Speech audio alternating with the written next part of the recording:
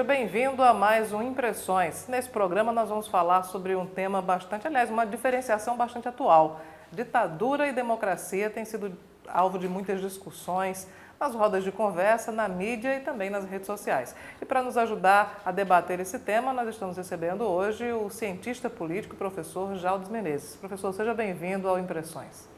Cláudia, é muito bom estar aqui com você e com os espectadores da TV Assembleia. A gente pode começar, inclusive, com essa conceituação. O que é que diferencia a democracia, os pontos principais que diferenciam ditadura e democracia? Olha, são dois temas vastíssimos em termos de teoria política, em termos de história, em termos de mundo e em termos do Brasil. Sendo sintético, eu diria o seguinte: a democracia, como todos nós sabemos, no mundo ocidental, ela começa no período grego, entre os quatro séculos 5 e 4 na Grécia, em um período relativamente curto. Não é? Era uma democracia que as pessoas diziam que era uma democracia direta. Depois, há uma refração dessas questões para o período romano, para a República Romana, que não é propriamente uma democracia, mas que prezava o espírito da república, ou seja, o espírito público. Em Roma, aparece a figura da ditadura, não é? Porque os romanos, havia momentos em que uma conflagração política era tão grande que se havia uma intervenção, né? Havia uma intervenção e a ditadura era um processo rápido. Há processo de golpe de Estado em Roma, há processo de populismo. Agora mesmo essa operação catilinária que teve um mandato de busca e apreensão na casa de Eduardo Cunha e diversas lideranças do PMDB, aqui faz menção a uma crise política do regime romano, né? A briga entre Cícero e Catilina, que era não só um nobre, as pessoas estão dizendo isso, mas era uma espécie de um populista, de um tribuno do povo, que estava tramando contra o Senado de Roma e toda aquela tertúlia. Então era uma tentativa, digamos assim, de estabelecer um golpe. E a transição em Roma da República para o Império, ela se dá pela forma do golpe de Estado, né? Há uma transição entre César até Otávio Augusto, né, que depois vira o Império Romano. É um outro momento, porque é um dado interessante, quer dizer, as instituições romanas eram instituições para uma cidade, ou pelo menos para um pequeno território. E com a expansão através da República, através do Exército, de Roma, tanto para o Ocidente, o que a gente chama hoje, como para o Oriente, aquelas instituições começam a entrar em impasse. E a República Romana começa a viver um período de instabilidade política, e essas formas políticas todas que a gente conhece hoje, de alguma maneira, são testadas lá. No mundo contemporâneo, aí também é uma grande discussão sobre a ditadura, sobre o golpe de Estado, sobre a democracia. Eu acho que é um marco, Benjamin Constant aqui é um autor importante, quer dizer, ele diferencia claramente a democracia dos antigos da democracia dos modernos. Não é? Porque a nossa democracia, ela é essencialmente uma democracia representativa. É claro que há toda a discussão da participação, das formas diretas da democracia, mas o que se instituiu foi essencialmente uma democracia representativa no mundo ocidental. Benjamin Constant levanta a questão do poder moderador, que no século XIX, e no Brasil aconteceu isso, vinha pela figura do imperador. Hoje a gente pode dizer que o judiciário brasileiro, agora em 2015, à medida que as coisas que não são resolvidas no Congresso, não são resolvidas na sociedade, está praticamente, na prática, embora não haja teoria sobre isso, exercendo um certo tipo de poder moderador sobre a sociedade brasileira. A gente pode até discutir se é positivo ou negativo. Eu acho que tem muitos elementos negativos, né?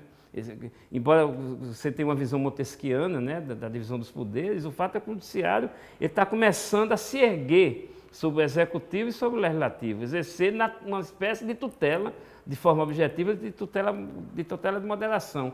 A figura do golpe de Estado, vários autores trataram disso, eu queria falar de Karl Marx, que é um autor extremamente importante. Ele tem um livro muito bonito, literariamente, mas também muito denso em termos de história e teoria política, que é o 18 Brumário, de Luiz Bonaparte, que é uma discussão sobre um golpe de Estado que acontece em 1851 na França, dado pelo sobrinho de Napoleão.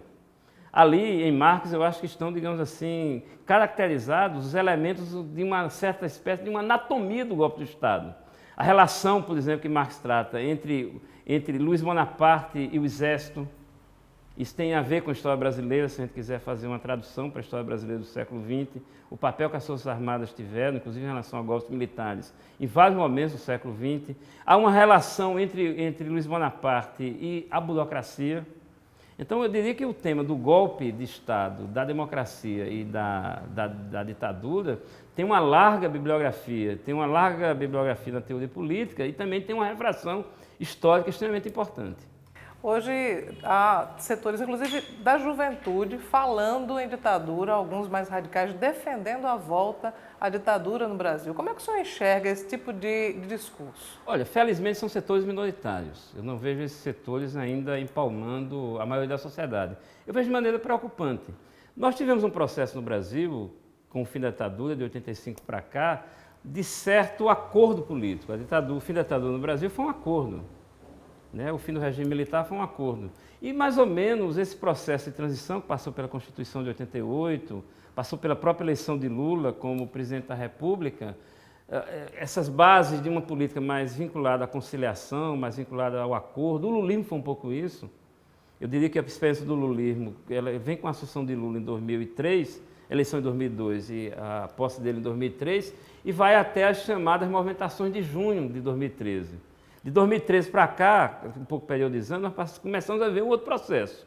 E agora, essa crise que está aí, que é uma crise econômica, que é uma crise política, e que começa a ser uma crise institucional com a questão do impeachment, ela traz um novo momento da história brasileira, que é um momento de radicalização. E aí essas propostas aparecem, a proposta do retorno a um golpe militar, a chamada intervenção militar, uma coisa que estava adormecida na sociedade. Isso desde 84, 85, que setores expressivos não defendem essa tese, reaparece do baú e é realmente extremamente preocupante.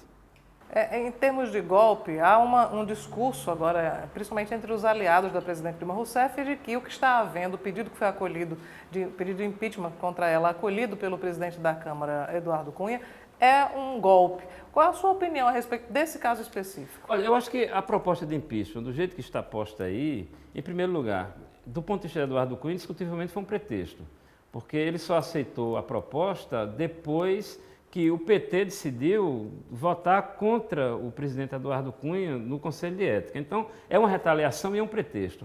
A outra é a forma, a processualidade que tem sido feito isso. É claro que há uma polêmica jurídica sobre isso. Por exemplo, ontem o ministro Fachin, ele fez uma discussão sobre o voto secreto. Nesse sentido, eu estou mais com o ex-ministro Aires Brito. Eu não sou jurista, mas para mim está claro, quer dizer, isso é uma polêmica, é claro, uma polêmica que passa... A votação aberta. A votação aberta. Porque, veja bem, o que não está explícito como voto fechado deveria ser voto aberto. Eu acho que o mandato parlamentar, ele é um mandato que é ungido através da vontade popular.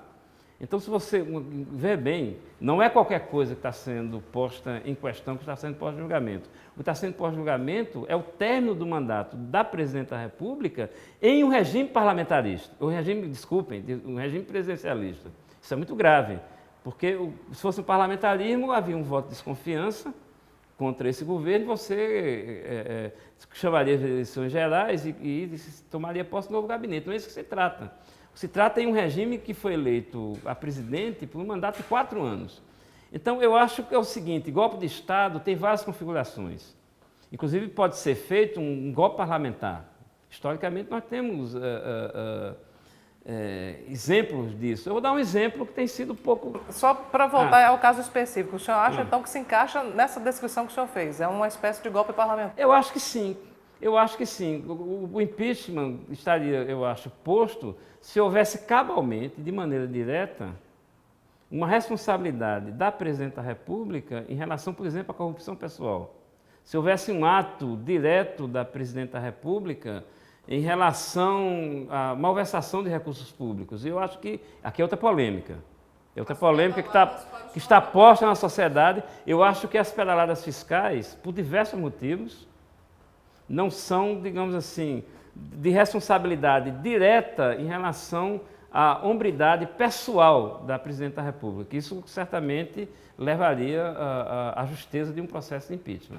Bom, nós estamos conversando com o cientista político, professor universitário Jaldes Menezes. O nosso tema hoje é ditadura e democracia. Nós vamos a um breve intervalo e voltamos em instantes para continuar essa nossa conversa.